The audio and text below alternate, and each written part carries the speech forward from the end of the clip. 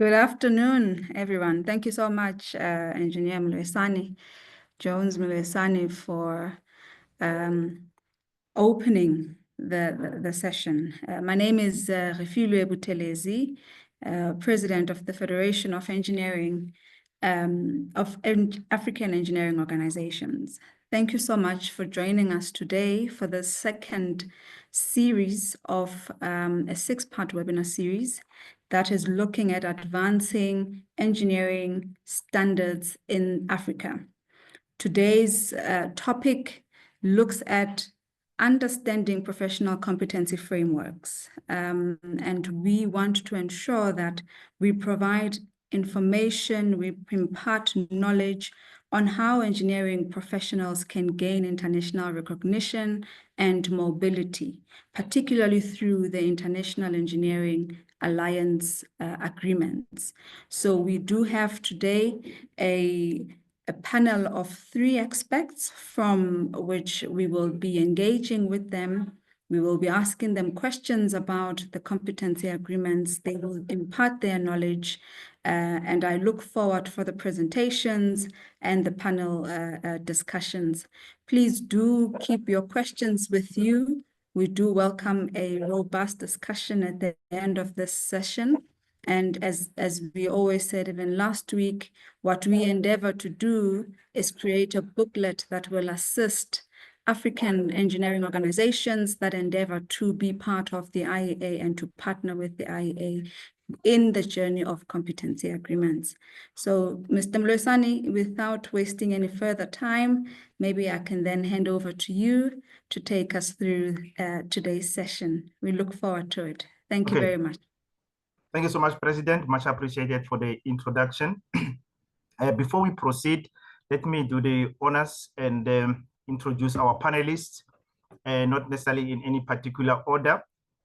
We have 3 panelists, as the President has indicated, the experts in their field, in their own right.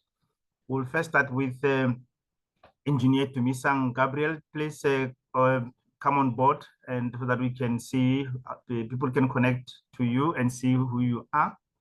Good afternoon. Good afternoon to everyone. Jones, I believe I am audible on your side. You are, and you're also on the screen. Okay, thank you so much. Good afternoon to everyone who's in attendance today. My name is Dumisang.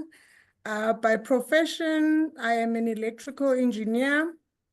And then in terms of EXA, I've been a volunteer since 2009. I've had quite a lot of privileges to contribute to such platforms, and I look forward to engaging during the Q&A. Okay. Thank you so much, Engineer Gabriel. And then we also have Air Commodore Enka Broderson from all the way from Australia. Enka, please come on board as well. Thank you. Hello, Jones. Great to see you again. Thank you, President Buthelezi, for the invitation. I'm delighted to be able to participate. I'm an aeronautical engineer by trade. I have been engaging with the IEA for about 8 years now. I was the Deputy Chair of the APEC Engineers Agreement for 4 years before the last 2 years I've been the Chair of the agreement. I look forward to the conversation. Thank you so much, Enka. Much appreciated. Good to see you again.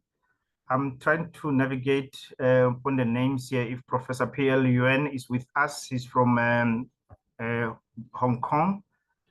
If he's not yet in the meeting, because I checked on the names. Normally when you log in under different names. But without any further ado, we'll continue. Yes, that he will join us on the web. So I'm going to share the presentation, how this system. Oh, thank you so much to our Vice President at EXA, Vice President TC Madigan indicated that he's not yet in the meeting, but he will find us on the way. So the procedure works this way, that I do a presentation, very high level overview of who the International Engineering Alliance is, and then we go deeper to the experts who are going to assist us in terms of the mobility of the engineering practitioners to get there on board. So please allow me to share the presentation. I hope that you can see it. Just also going to, for the bandwidth, just maybe to Please indicate if you are able to see the presentation. Yes, Okay, sir. thanks, Dr. Yes. Okay, wonderful to everyone. Thank you so much. We'll continue. This is the second session. First one was on the educational accords. The IEA today is on the professional competency agreement. As I have said, I was also part of the IEA from 2013 to 2017 as the deputy chair of the International Engineering Technologist Agreement, and I was the chair from 2017 to 2021. Okay, so what I'm going to cover today in terms of our presentation, this is the outline that who is the International Engineering Alliance, their purpose, the aims, the constituents of the IEA, the Educational Accords and Competence Agreement, and the Educational Accords covering tertiary qualifications in engineering education, the Competence Agreements covering competence standards for practitioners, and we also have the at-large Educational Accords covering tertiary qualification in engineering education, same as with the competence agreements covering the competence standards for practitioners. Then we'll also look at the IEA's governing group, that's the executive committee of the IEA, and the IEA's governing group in totality on their own as well, and the representation of jurisdictions on the IEA and the meetings of the IEA, how do they happen and what do they mean, and the secretariat of the IEA, their functions and their roles, and the review schedule of the International Engineering Alliance in totality, and then we will conclude. Simple first question that where we start is who is the IEA? This is the global not-for-profit organization which comprises members from 41 jurisdictions within 29 countries. It has grown across 7 international agreements. And these international agreements, they govern the recognition of the engineering education qualifications and the professional competence thereof.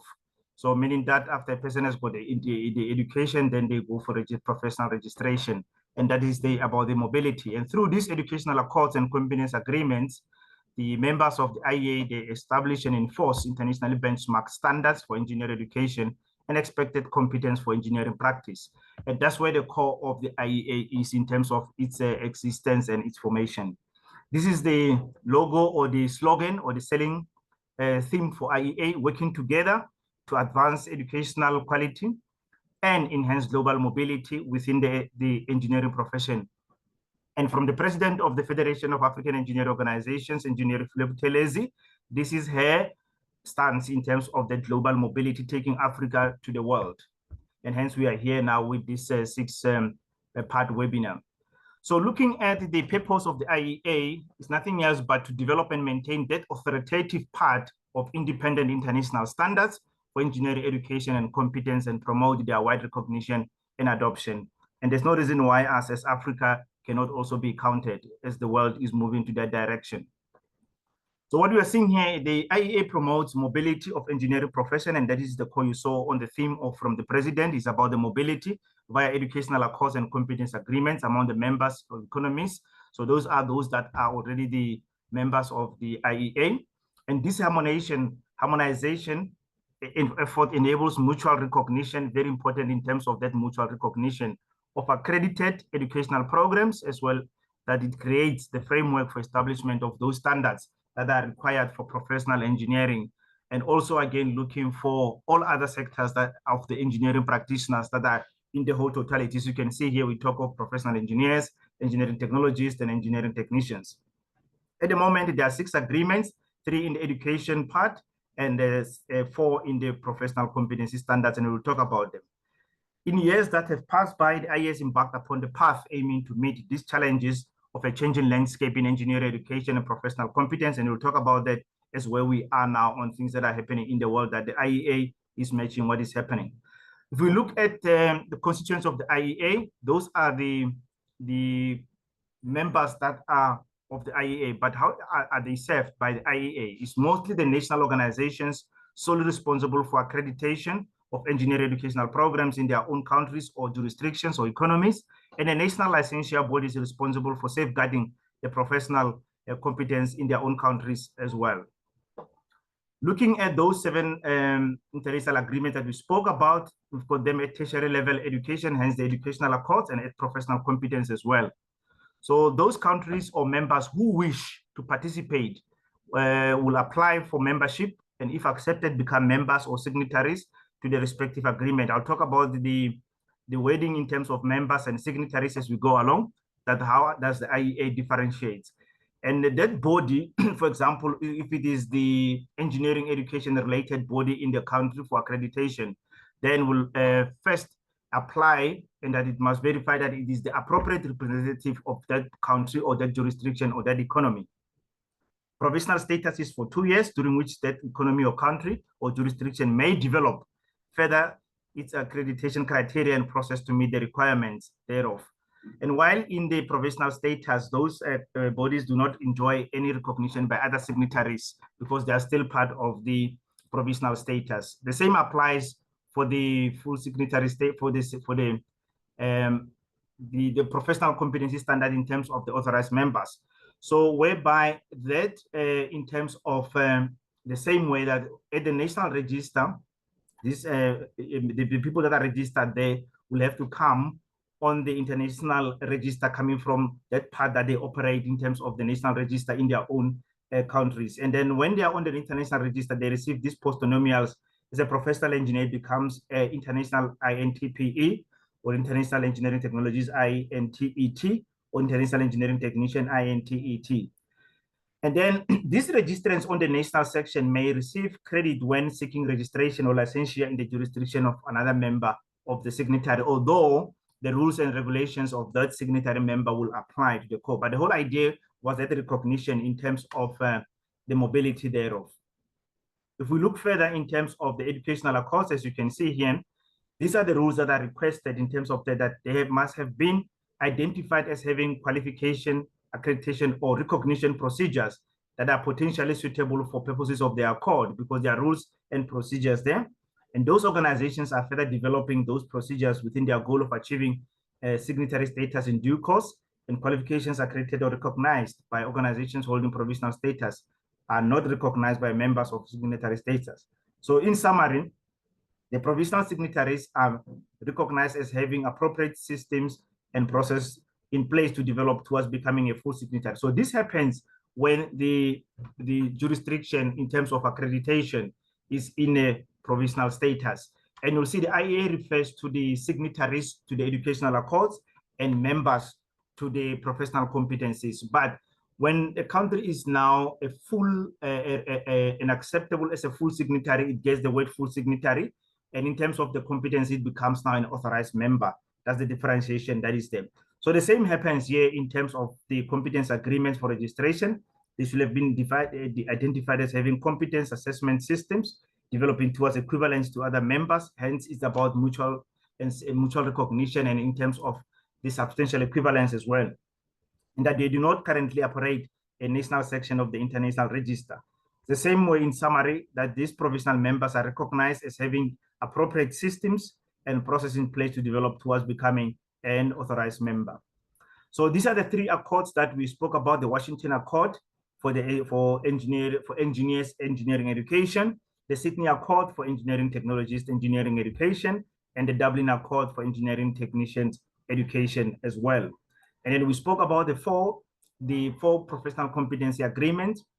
So the first one is the International Professional Engineers Agreement, and then we also have the Asia Pacific Economic Cooperation Agreement, whereby you had Air Commodore and Cabroderson spoke about. And then we also have the International Engineering Technologist Agreement. That's the one that I chaired at the IEA from 2017 until 2021. And then we also have the agreement for the International Engineering Technicians. And it happened that this one, the one of the founding chair was Dr. Keith Jacobs, who was the past president of the Engineering Council of South Africa as well, because this one was started in 2016. So just to show, with these arrows are indicating that where does the education path lead to which agreement in terms of this from coming from educational accords going to the professional competence agreements as well.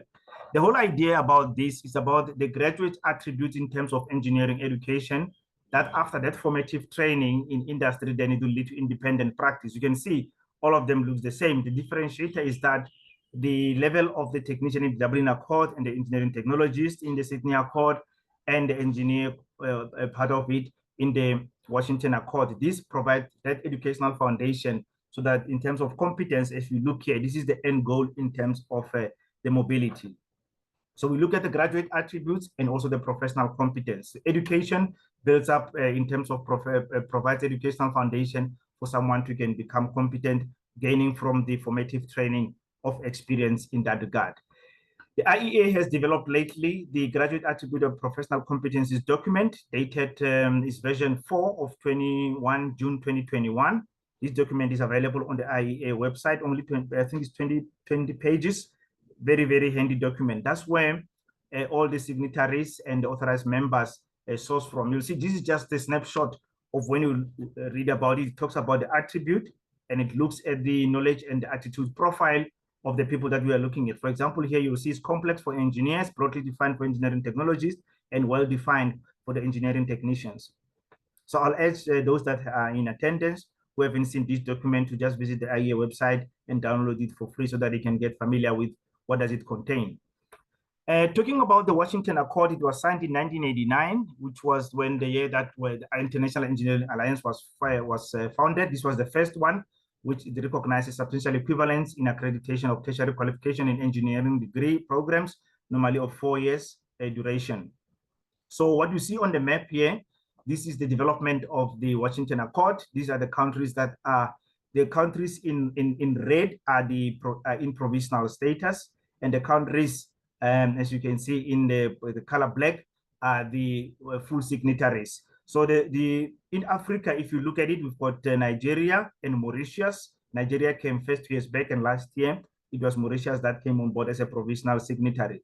And then, as you can see here, South Africa is a full signatory of the IEA. It joined 10 years in 1999 in the Washington Accord as well. So currently there are 31 signatories there, because the differentiator will be provisional full signatories.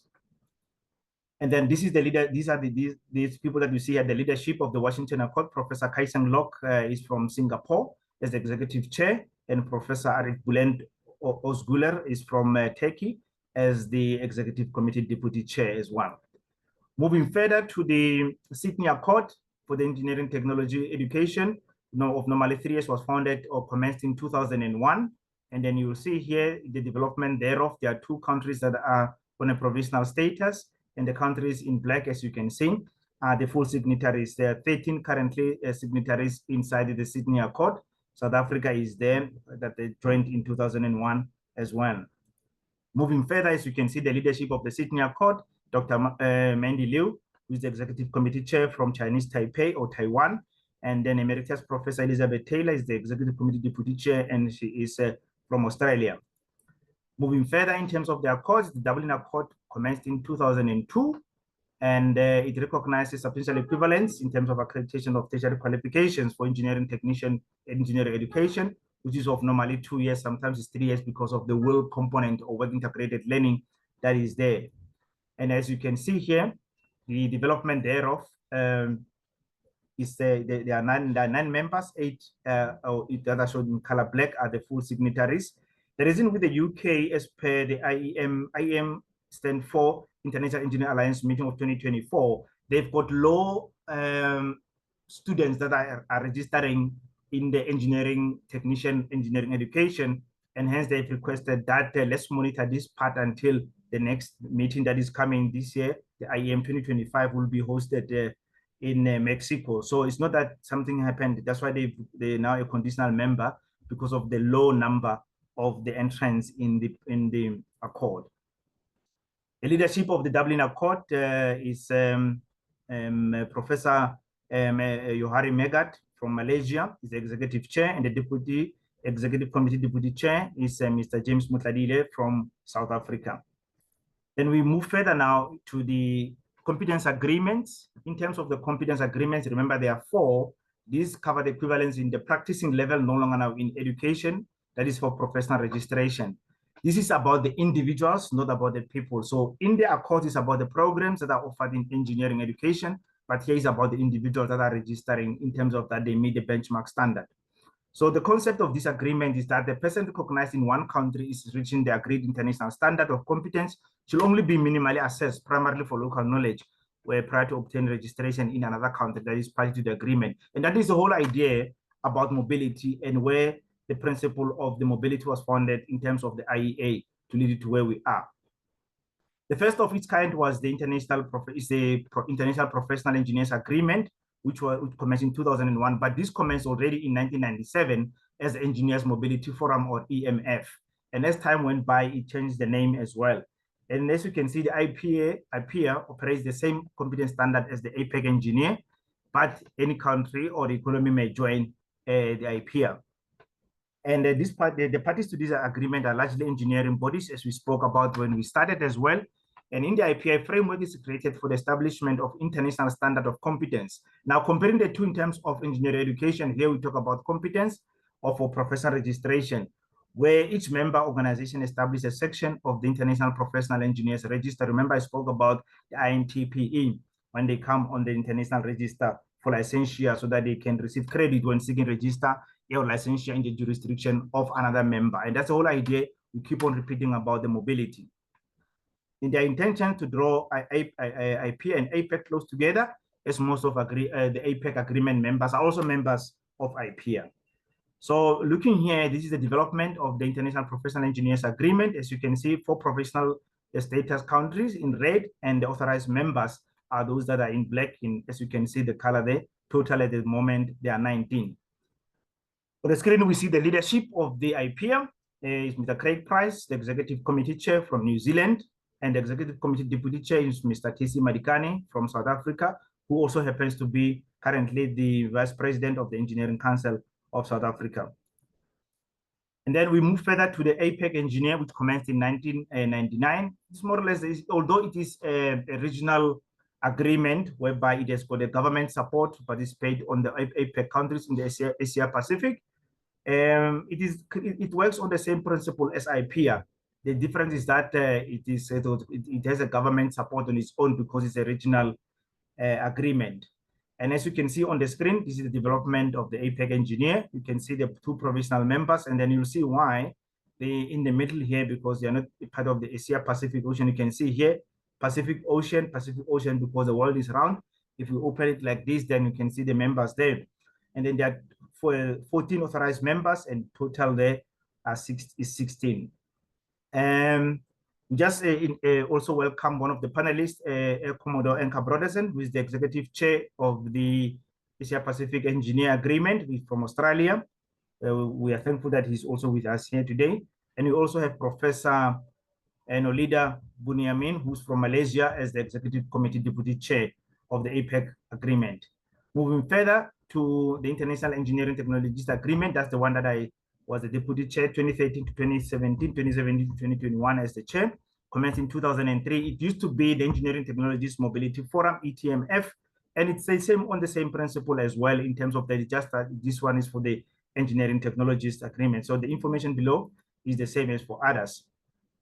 Very interesting as well, the same way that it's recognized on the International Register, it comes as the International Engineering Technologies Agreement. So one of the things that the IEA has done as well is to allow countries to have the bilaterals or multilateral agreements with any other organization out of the IEA for in terms of mobility.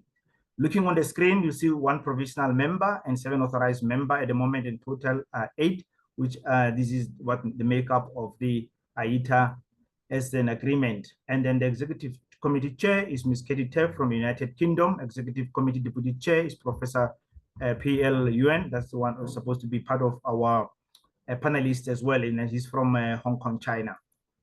Moving further to the IET, which is the Agreement for International Engineering Technicians, is a very new one that commenced in 2016. It operates on the same principle as well as all other IPEA, APEC, and IETA. The other difference with APEC is that it's a regional one from the Asia Pacific, but they work on the same principle. You'll see now again the INTET in terms of the international register coming on board as well when you come on the international register. This is the landscape that shows the 1 provisional member, which is Malaysia, and 7 authorized members, and a total 8 as well.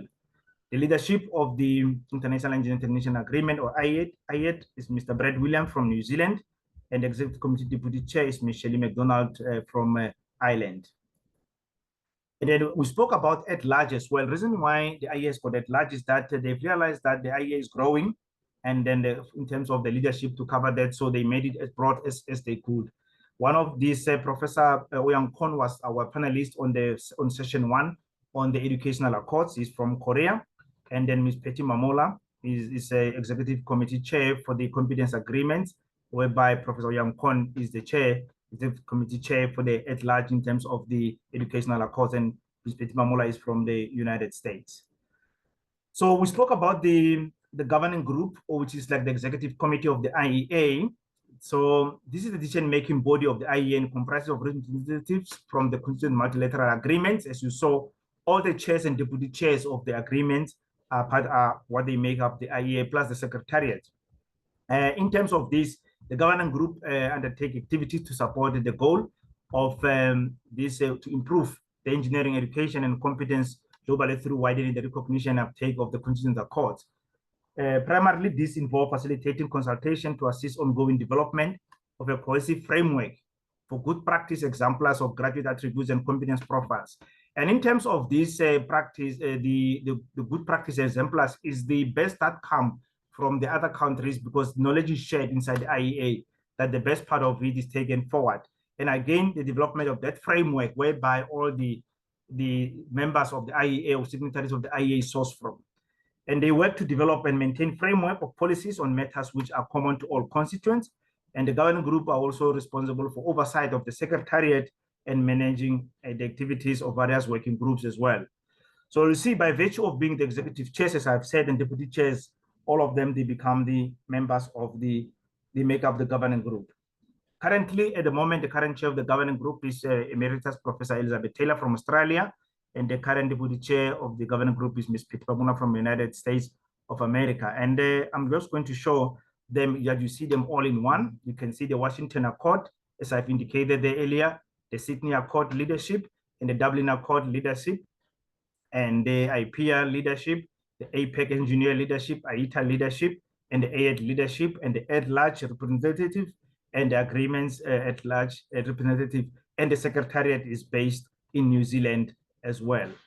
While we are still there, as you can see, we spoke about the chair of the governing group and then the deputy chair. We are so privileged in the world at this point in time, like also that we've got the lady chair, the person who's a lady who's a chair of the governing group, and the deputy, same as with us at the Federation of African Engineer Organizations, our own engineer Faeo Buthelezi as a lady, and big ups to the ladies that have taken up the engineering by storm. And this is what we would like to see as well, that this is not a male-dominated profession.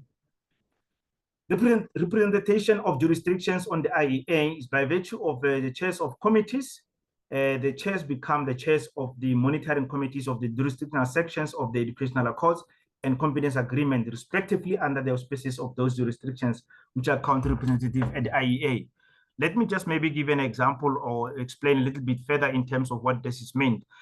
For example, at the Engineering Council of South Africa, the chair of the committee that deals with the educational accords becomes the chair of the monitoring committee in terms of in the country. So anything that has to do with engineering education will have to pass through that committee. For example, the registration committee at EXA, the chairperson becomes the person responsible for all the registration related matters linked into the IEA as the committee, the monitoring committee chair in the jurisdiction. They play a very, very critical role as well in terms of the extension.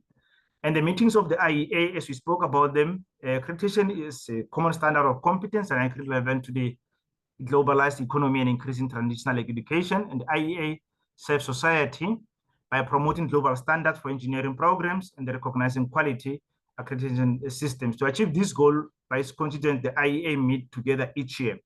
And also this includes in terms of the standard of competence, as you can see, and accreditation as well.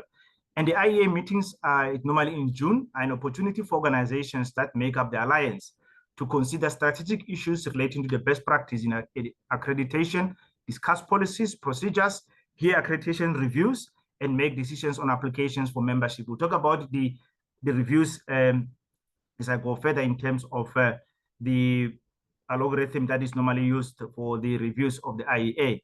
We spoke about the Secretariat of the IEA that is situated in New Zealand.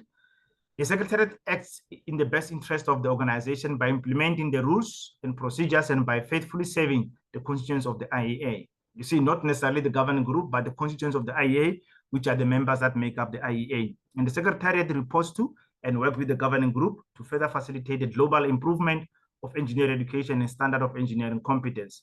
The Secretariat is responsible for supporting the constituents of the IEA and provides a range of services as part of this in terms of provision of information services, including the website, ongoing secretarial services to be provided to support the activities of the governing group, as well as each constituent for conducting its own activities, such as applications or reviews, support the annual meetings of the constituents, that is the IEA as a whole, including registration of delegates, logistical operations, and record keeping, services to support the registration of delegates. Okay, this comes again in terms of the way it is, in terms of the midterm meetings that might happen, in terms of if there's a need, but normally IEA meets annually.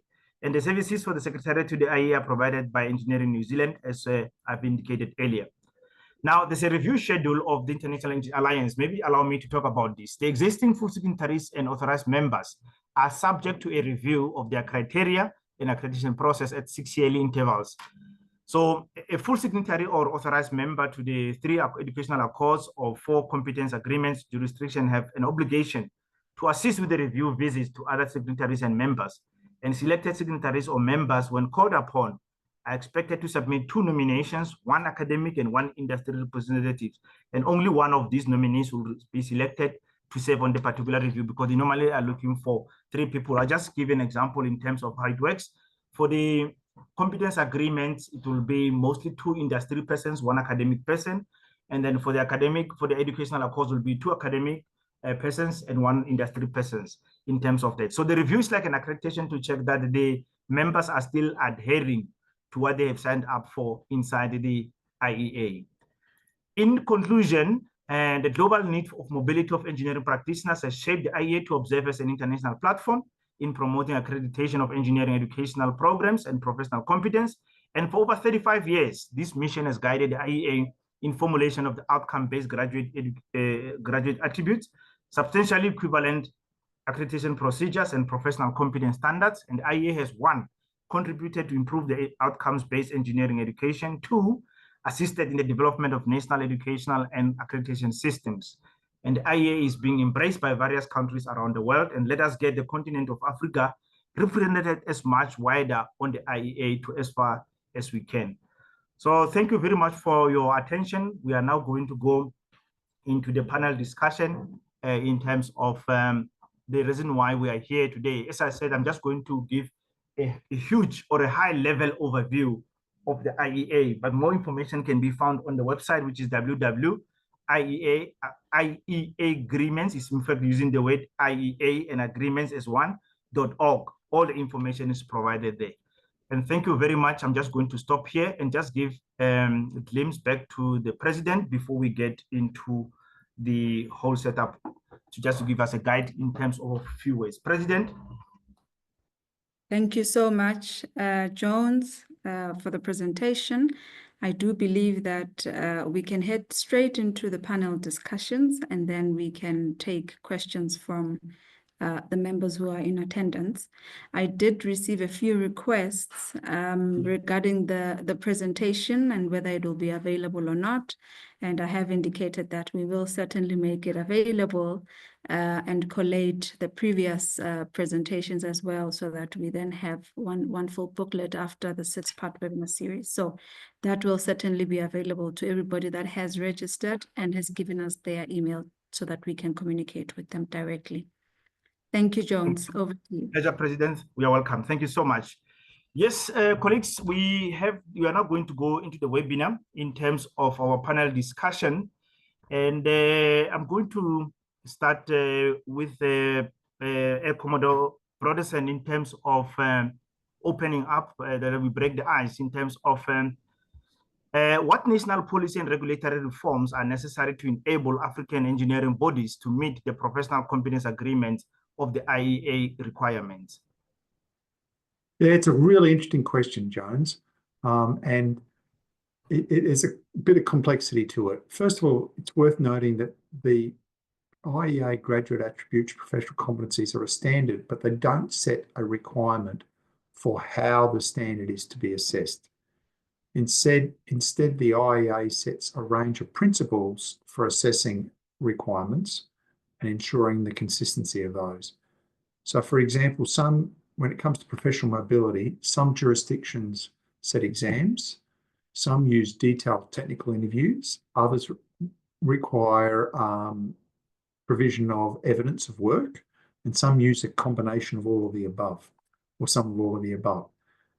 So it's not a simple case of this is the way it must be done. It says there is a standard and we expect it to be done to a certain level of quality, but we don't say how. So when it comes to looking at national policy, there is no formal requirement for national legislation mandating engineering registration. We actually have a number of jurisdictions that don't have any formal statutory requirements across the whole of the country. Sometimes a state or a sub-element of a jurisdiction may, or a number of them may, and they may have different varies. But that doesn't concern the IEA, so there's no requirement to actually have a formal regulation reform, regulatory system in place. Similarly, the domestic requirements, if they do have some, do not have to match the IEA standards. We're not mandating from the IEA that your domestic requirements are the same as ours. However, if they don't align easily, in those cases, the jurisdiction will need to have a separate process for assessing compliance with the IEA requirements versus whatever they have to have in place to meet their domestic or regulatory requirements. The other aspect that's worth noting, which is not a regulatory requirement as much, but the IEA does require evidence that the organisation generally represents the entire jurisdiction and isn't a government organisation and isn't in competition with other professional bodies for international competition recognition. So we basically want confidence that your organisation, if you come from one, is actually the recognised representative of your jurisdiction. I don't know if that helps, it gives you a little bit of background, but really there is not a mandatory requirement for legislation or regulation to join the IEA. Okay. Thank you so much, Enka. Much appreciated, very comprehensive answer. While we are still at it, before I allow the panel members to ask questions, I'm going to ask Engineer Gabriel in terms of the benchmarking that how can African regulators and educational bodies establish partnership with professional competence agreements of the IEA authorized members for mentorship and benchmarking purposes? Thank you so much, Jones. I think one of the beautiful advantages of the IEA is that it stipulates the principle of substantially equivalent, right? So if we look at all the members who are aspiring to become a member, all these authorized or signatories that are already member of the IEA can mentor them, give them support and give them guidance. I would like to give an example, right? So let's say, for example, we look at registration. I've had exposure to about 5 systems.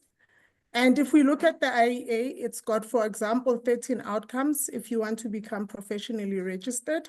But if you come to EXA, which is the South African Council, we subscribe to 11 outcomes. Pakistan subscribes to 12, Botswana subscribes to 8, and Ireland subscribes to 5. So what I'm trying to show here is there is a very high probability that the system that's already in place is very much close to what the IEA requires. But for them to have surety, and be as close as possible to preparing to this substantial equivalent, mentoring has to come from people who are already members. So in Africa, I think the very 2 countries that can lead with this is South Africa and then obviously Nigeria, because those 2 countries are already members. For me, I don't think there is a need for everybody to be feeling pressure to subscribe to the 13, as long as everything is accounted for. I think, as my co-panelist has already mentioned, I've also observed that when it comes to registration, some of the countries subscribe to an exam first, right? It subscribes to an exam, and the reason why they do that is to normalize the institutions across the states. So US, I think, is quite a good example. They've got 50 states, and in each and every state, there's independent authorities. So the reason why they do a common exam is just to make sure that everyone gets an equal advantage when it comes to professional registration. But if we take a country like South Africa, where our council is looking over the whole country. So in South Africa, our council is a regulator for all the provinces in South Africa. There is no need for an exam. So all I'm trying to allude to here is, if you get support and mentoring, you can get clear guidance of what works well with what you are already doing in the country. I think, just in closing, another good thing to do for us as Africa, like for example, Botswana. If I graduated in Botswana and I'm registered at EXA, I want to go work in Botswana, I do not need to be registered with the board of Botswana. Botswana takes EXA registration as superior, because why? EXA is registered with the IEA. So we can set up such similar agreements across Africa. And I think the only thing that will really make a difference is the prevailing conditions. If the temperatures in one country are extreme compared to a registered country, we can see how do we accommodate that. But I think the biggest thing is to have the giants and people with experience advising. How can we modify what's in place to align? Okay. Thank you so much, Engineer Gabriel. And then I saw the co-panelist was also nodding when you were talking in terms of the alignment of what you're talking about. Just to take it back and try to now bring the arm of education into this, I'm going to point this question to you, Enka, in terms of taking it from the alignment between professional competence and accredited standards for the IEA. So for African countries, how is that important, Enka, in terms of, it's not only the competence that come, because in the IEA, the element that also come is from the accreditation part of it, aligning it to the professional competence. So it's easiest if an engineer's academic qualification is recognized by the associated accord. Without a doubt, it is the easiest way around. But it doesn't mean that a jurisdiction has to be a member of the relevant accord to be a member of a competence agreement. And certainly we have a number of members in the APEC agreement that aren't members of the Washington Accord. And that's because there's various reasons for it, but it isn't an absolute. Now, it's important that doesn't mean we don't have, there are two different aspects here. One is the Washington Accord qualification can be from another jurisdiction. So particularly if you're a very small jurisdiction, which might only have one university or no university, it's still possible for you to be a member of the IPEA or the APEC agreement, where your individuals still might have a Washington Accord qualification, but it's just done from a different jurisdiction. The other point is that the competence agreements also allow for academic equivalence. And so that we do recognize that there is the provision to allow for certain qualifications to be recognized as being broadly equivalent to the Washington Accord. An easy example there is the European model, where we do accept that the EURACE model is equivalent. We accept it as equivalence to the Washington Accord, even if it isn't the same and they aren't members. Okay, thank you so much for the comprehensive answer. Yeah. Thank you so much for that. Yeah, before I allow the audience, I just want to take something before we go to Engineer Dumisang Gabriel, in terms of what mechanisms can be developed to track, support, and recognize African engineering professionals working abroad under the International Competence Framework. So the question is, starting from home in Africa, what kind of mechanisms can be developed to track that? Because I'm not sure if we have that at the moment. And that's what the Federation of African Engineer Organizations is trying to achieve with these webinars, in terms of that being one family, that we support each other from here moving forward. The mechanisms that can come, yeah. So for me, just like the IEA has the international register, I think a more beneficial thing would be to create something that would be an African register. So Africa is not too different in terms of prevailing conditions if you look across Africa. So what we can do additional to the international register is, let's create this African register, and similar to the Asian Pacific register, all the countries that are pretty much the same, we can just allow people to move with their PR from their authority. And then for those that have, something hectically different, if I can make just a drastic example, let's say there is a country maybe that experiences earthquakes, then we can add that addition and say, look, if you are coming from South Africa and you want to practice, I need a coastal country. Like, let's say you're going to a coastal country, maybe with tsunami. It's a drastic example. But then on the African register, we can then stipulate what are the additional things that a candidate would need just to move with that PR.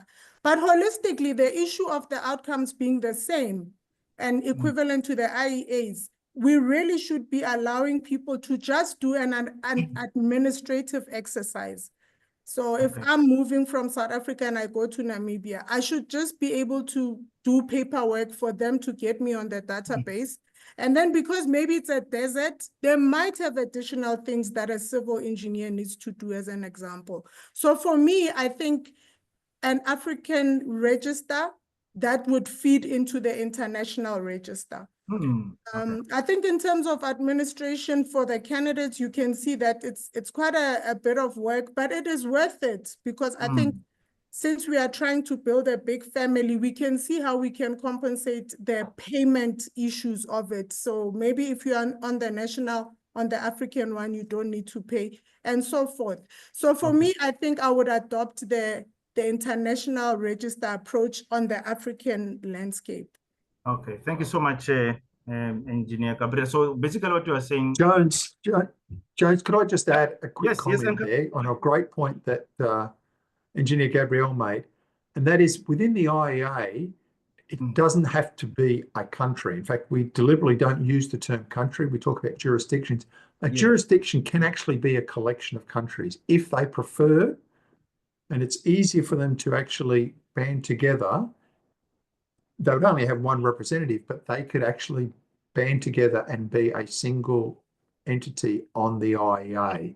It might be easier for them to set up the whole quality assurance mechanisms, but so it doesn't have to be by jurisdiction. So if you had a whole of Africa register, if you wanted to, I mean, South Africa might prefer to be a separate body, but that's an issue, but it's up to a collective group if they wish to join as a collection. Wonderful. Thank you so much for that, to support that. So I'm not going to say, because you summed up basically what I wanted to come to in a different format. Before the president, thanks so much, and much appreciated, and Engineer Gabriel. I'm going to allow a few questions if there are from the audience,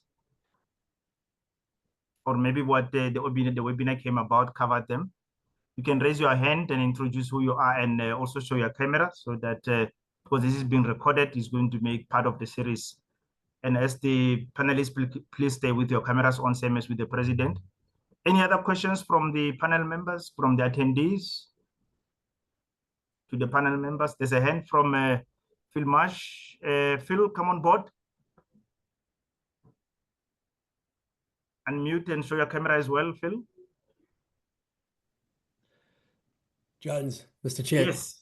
Yeah, we are not seeing you yet. You're not on the screen. Sorry.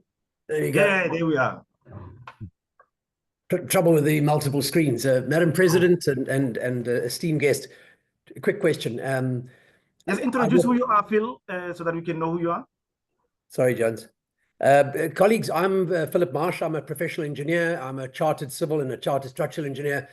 I'm a white African. I was 60 years in Africa, and the last 5 years in the UK. I'm very involved in unlocking the talent of Africa to address the global talent pool. There's an engineering crisis in the UK. We're a million engineers short by 2030. I'm very involved with EXA in South Africa. I'm very involved with the South African Institution of Civil Engineers. My question, Jones and colleagues, and why I'm attending these workshops, is I'm working very closely with one of your very close colleagues, Engineer Kazawadi Papias Dedeki, from Rwanda, previous president, and we're looking at how can we create a working model, and that while you guys at the high level do the fantastic work in terms of harmonization, standardization, mobility, and getting the procedures and the educational alignments and all the competency frameworks, what can mere mortals do at a practical level to make a difference to a few hundred graduates at this point in time? The legislation's changed in the UK, which has made it more difficult for Africans to come to the UK. The work visa has changed. So it's become very, very expensive for UK employers to top up their skills deficit with African engineers, because the skills visa now has been raised to a substantial level, makes it too expensive for UK companies. What they are looking at doing, those companies like the Arabs and the Mott McDonald's, etc., is outsourcing back into Africa to those people, but they don't know the competency level of the individuals now because they don't have. So I'm very interested, Jones, as you know, we're working closely with you and Madam President and others. Are there volunteer countries that might like to work at a practical level to actually look at what these bridging competencies might look like? So I'm working with Forth Valley College in Scotland, who have got a big track record of effective work they're doing in Africa, where they are developing whatever is deemed to be the missing educational competency, whether it's maths, physics, science, chemistry, whatever it is. And so that there's a combination of evidence gathering against the competency frameworks for the graduates. So whether it's the 13 attributes or the 11 outcomes or whichever the model, I've been able to very easily align all of these. It all starts with problem identification, investigate, analyze, design, develop, and it goes through the same kind of engineering logical thinking with all the hygiene and management factors that need to be in there. But would there be interest in getting a practical example going? We can use our platform on it, and as Engineer Gabrielle was saying, start to build a database of African engineers who are on some form of program. For instance, in South Africa with the IDOEW, EXA will not necessarily take action against if someone is unregistered and practicing engineer, as long as you are on a program and you are making, in good faith, every effort to become registered in the next 2 years, 3 years, 4 years. That's the right thing to do. Could we be doing something similar at a bigger scale for African graduates to give them an opportunity for mobility? And I'm putting my hand up to volunteers, Jones, to be involved with you on this. And is there a country that might be interested in participating? So we'd be interested in that. And so we have the IEA aligned framework. I'm intensely aware of the EXA framework. I'm registered in both frameworks. But then we could start looking at what that bridging layer looks like, both from an educational subject matter point of view, but also from a graduate attribute point of view. Thank you very much. Okay, much appreciated, Phil. Mouthful. Thank you so much. Any other question before we move on to something that I wanted to say? There's a hand from Asa, before it was Vice President of EXA, TC Marikani. Mr. Marikani, come on board. Good afternoon, Chair. Afternoon. Good evening, good morning. We're Glad to see your face, Vice President. Oh, you want to see my face? Please, so that people can connect to the face. Yes, they will meet you tomorrow, then they don't know who you are. Hey, I hope my camera doesn't disappoint, or my camera is disappointing. I see you're not yet there, but continue. It will come as we talk. Oh, okay. Yeah. So I heard Enka saying that in terms of applying to be member or a signatory of IEA, you don't have to start with being a member of Washington Accord, because there's this myth when you talk about IEA, people, they always think about Washington Accord. There's that synonym of IEA and Washington Accord.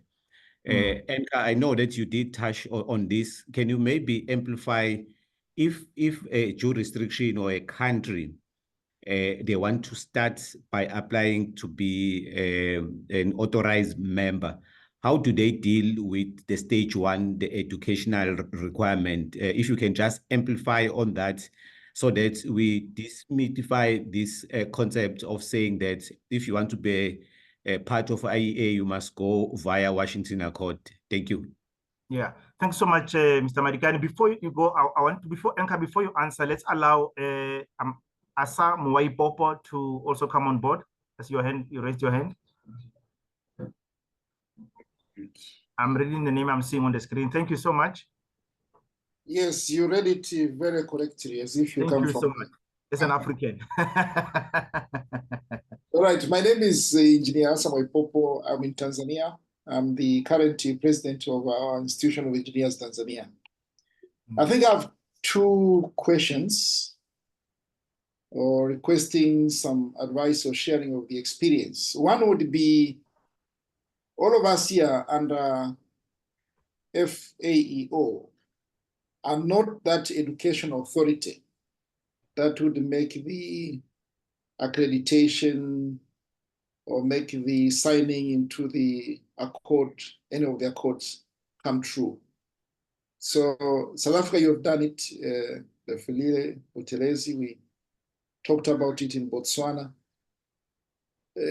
How did it work in terms of engaging now the right education authority to get to the accords? You know, that experience would be good to share, because you can talk all this stuff here and we are not really the doers in terms of the jurisdictions we come from. So that experience and how to make it work would be good. And the other question would be, yes, there's been a comment about the substantial equivalence and them being 13 and subscribing to some number, and that it's checking of where you are vis-a-vis what would it be the requirement of where you should be. There can be several scenarios here. There can be, say, a scenario where you're already good, so good to go. What about the graduates who came from those jurisdictions before that node of saying now you are qualified to this accord? Because it comes really as a blanket. Does it specify the legal term of being what they call, if they set up a law, it doesn't go back to before it is enacted? Reprosecute. Retrospective, I think that's yes. the term. So how does that apply as well in terms of that accreditation? Thank you. Okay. Thank you so much, Engineer Mwaipopo from Tanzania. Much appreciated. I can answer your question. This is the second, what we did with the webinar session. There are 6 of them. It's a 6 series. The first one was about the educational accord, just to introduce them and talk about what are the educational accords. The second one today is about the professional competence agreements for the authorized members, just to talk about what are they. The next one, that's where it's going to come now. We drill deeper how to join in terms of all the questions that you ask. So I'm going to request that attend the next one, which is going to be in May. Then we're going to drill and answer that question. And moving forward, all the 6-part series until August, we are going to cover everything. So that is, yeah, okay then. Thank you so I'll much. hold the card. I'm sorry that I missed the first session, but now I'll Oh, hold it. don't worry, you didn't miss anything. The recordings and everything will be provided via the office of the president at Faeo. So thanks so much. That question, yeah, as we go along, we'll answer them because we take them bit by bit. And that's what the president said, that so that people can have a full view. Let's take them bit by bit so that he can get the understanding, the drilling part of it. Like it's more or less the same question that Mr. Madigani asked now to Enka in terms of if you join the professional competency agreement without the educational part of being part of the educational accord, how is that educational element tested? And Enka, you're on board. Thank you so much, Prof. Engineer Moipopo, much appreciated. Well, the next webinar will be covering them. Thank you. Yes, thank you. Pleasure. Thanks, James. Look, it's important to recognise that with the competence agreements, we talk about equivalence of academic achievement.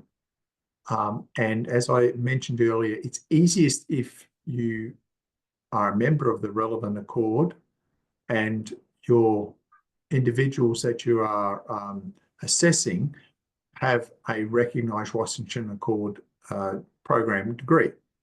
However, we don't mandate that, and hence the ability to, it comes down to how robust is a jurisdiction's processes for assessing equivalence with a Washington Accord degree. And that's a very complicated process in its own right that I'm not even going to try to explain tonight because we'll be here for a very long time if I do.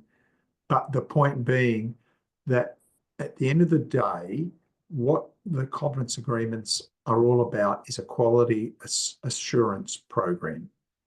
So it's great that we've got the graduate attributes and professional competencies, and they exist, and they're the standard that we expect. But for a jurisdiction to be a member, it's actually all about how good is your overall system for not just setting the standard, but for actually assessing the individual, for training your assessors, for moderating your assessment, and for actually doing a regular review of the quality of your whole assessment system.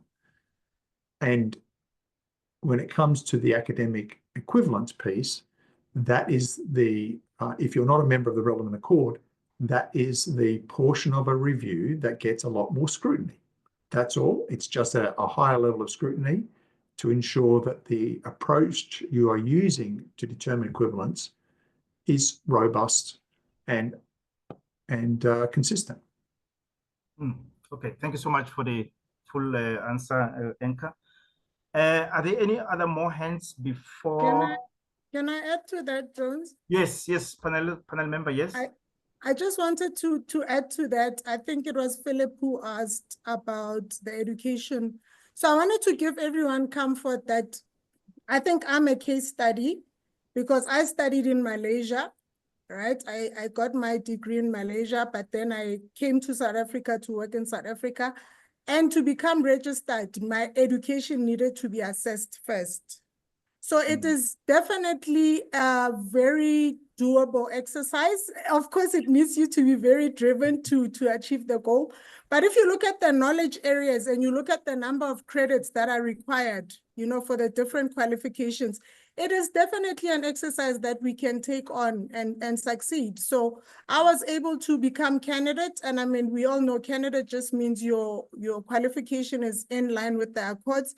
I was able to do that by being evaluated as an individual. And what that did is it came as an advantage for other people that studied with me at the University of Technology Petronas. So I think another winning thing we should do is if someone has been evaluated individually, anyone else who comes from that institution who studies the same program, we should then create a database to say that individual doesn't need to be evaluated again. So I think what Philip was saying is definitely something doable. I did do it for Malaysia. And by the time EXA went to accredit EXA for the accord, Malaysia for the accords, it was a little bit easier because I'd already dug into the electrical and saying, what are the knowledge areas in terms of math, science, and so forth. And in terms of lab work, like how many tutorials, how many lecturers, how many this and that. So it is doable. And I also like to volunteer for something like that, where we can just check how many credits are missing and how do we fill the gap. Okay, thank you so much for that, Engineer Gabriel. Just maybe for clarification, Engineer Dumisang Gabriel, she's a fully fledged South African. She's not Malaysian. She just studied in Malaysia. Okay. President, I see there are no hands. I'm going to give back my part and here as the presenter and the moderator. Back to you, President. Thanks very much to the panelists and those that ask questions and those that are in the audience. We're still continuing. We're only on the second session. We still have 4 sessions to go. Thank you so much. Absolutely. Thank you so much to the panelists. I think we are getting somewhere. We are demystifying the concept of getting accreditation. And I quite appreciated some of the responses that have been explained here today and the concepts that you've explained. So thank you very much. I really appreciate the panelists and I appreciate you, Jones. So thank you very much for that. Can I just say before we go further that I have an excellent team. They realized that I didn't have a background that represents Faeo, and they quickly told me, they sent it to me, and now I have it. So I'm matching up Anchor, I'm matching up with you, Jones, I'm matching up with you, Engineer Gabriel, let's work on it. But my team, thank you so much. I really appreciate the team that is supporting me with all the work of Faeo. It's hard work, but you're doing great work. Can I just summarize some? Yes. I was just saying, don't forget the photo. Yes, yes, indeed. Can I just summarize what we've spoken about? Because I feel so excited after this conversation. One of the things that meant a lot from hearing it from yourselves, Anka, was that a jurisdiction can be a collection of countries. That is so important for us in the continent because we mainly start operating within regions.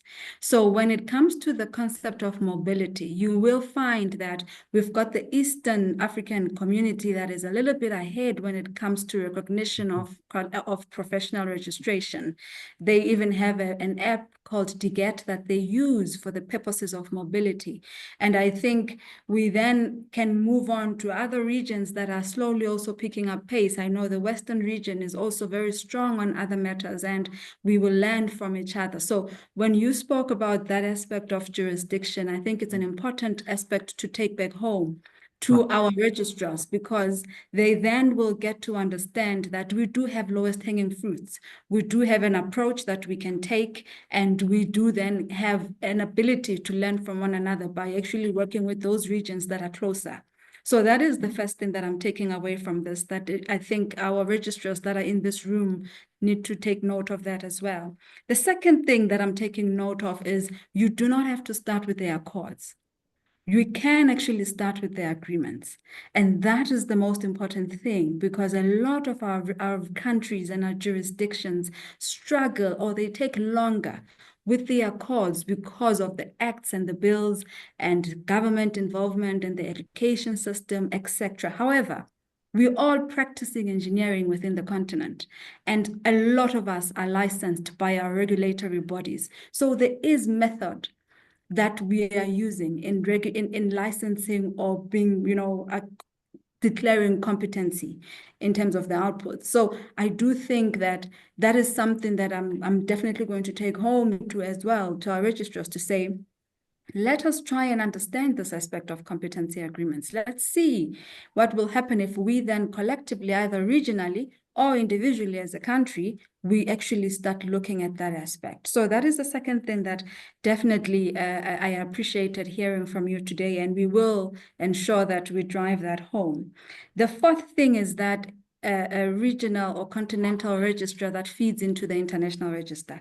I think that is a huge challenge for us, but I appreciated that, Engineer Gabriel, and we will definitely take it home and make sure that the registrars, as they work on the engineering register for the continent, alongside all the POPI compliance, Private Information Acts, and etc., we then at least are working towards something that can input into the international register at a later stage. I do have one question, though, that I think I will pose to Anka. just to think about, and I can formalize it.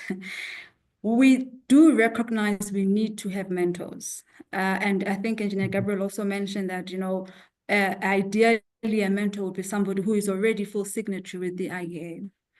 But while we are establishing our direction, I think it would be good for us to have access to somebody or some group of people within the IEA, maybe through a base camp, so that we can pose questions back and forth, and we then try and understand this organization of IEA and their accreditation. So I would like to request that perhaps we can set up a base camp from IEA point of view to assist in coaching us. I don't want to say mentoring us for now, because we will have to get independent mentors, but just so that we then have a better understanding from our registrars. And I think Engineer Asa mentioned that, we need the people who will do the work to be part of this. And I think we could start with the registrars, be part of that base camp, and let's talk competency agreements and see how we could then get the information to the right people. Is that something that can be done for Faeo registrars?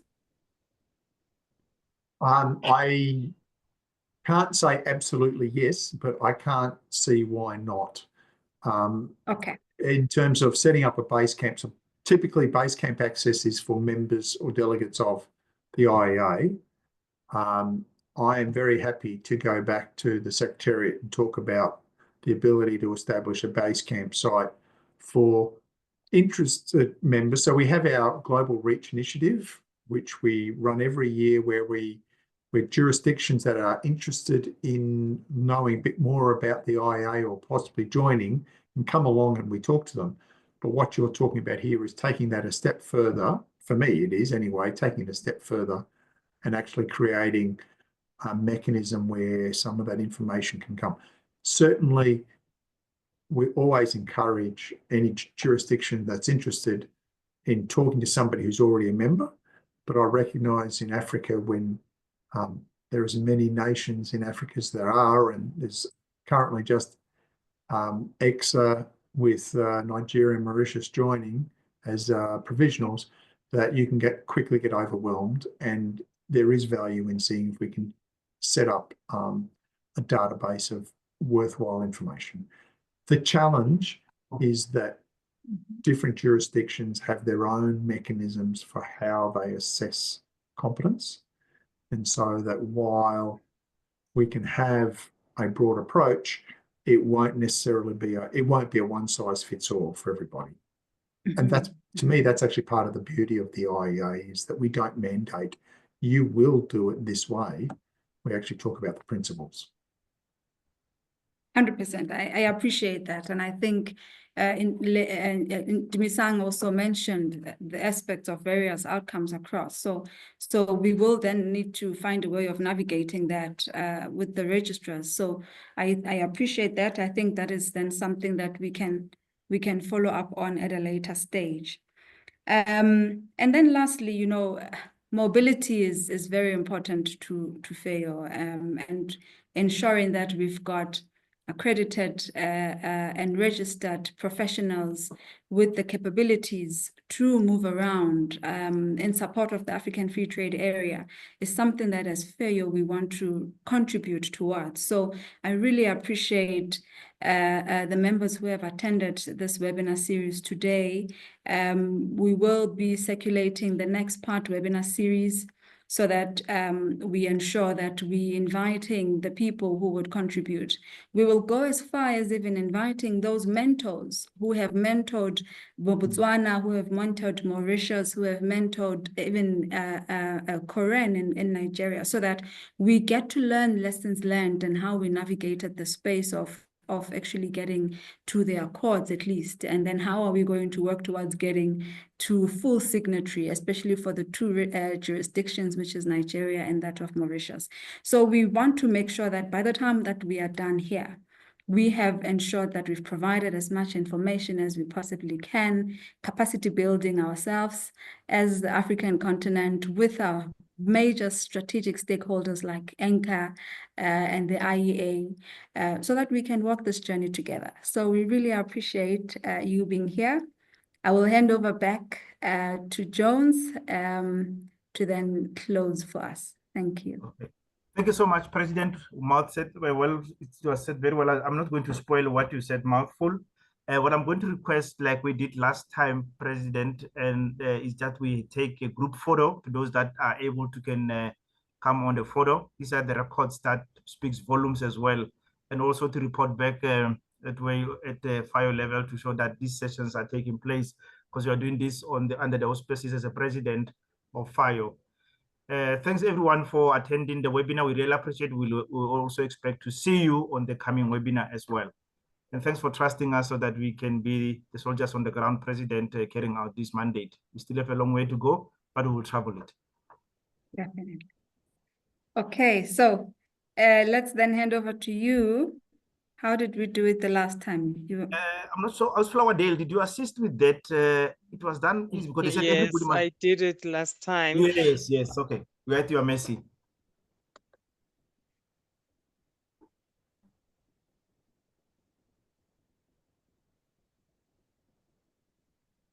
But now from my side, I don't see everybody's video or pictures.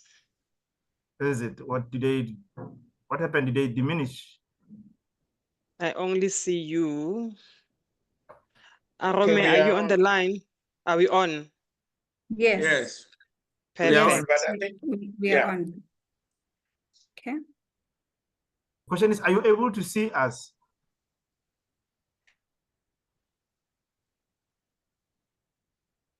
Flower-Dale, are you able to see us? I'm only able to see you, How? not everyone. That's strange. Have you Try pinned changing the view to gallery view. Okay. I've switched off the camera. Are you still able to see me? Perfect. Thank you. So it means I must be off. If I come back, do I remove them? No, I can see everybody now. Okay, great. Great. Okay. Okay. And then next page. Thank you. Thank you so much. Colleagues, thank you very much. Have a wonderful evening, have a wonderful morning, those who are in the morning. And we look forward to seeing you again next week. Next month. Next month. It's next month, President. Yes, next month, President. You. Thank Thank you. you. So much. Okay. very much. Thank you. Thank you. Thank you so much. Goodbye. Thank you. you. Thank you, Dubisan. Goodbye. Bye. Bye. Bye. Bye-bye.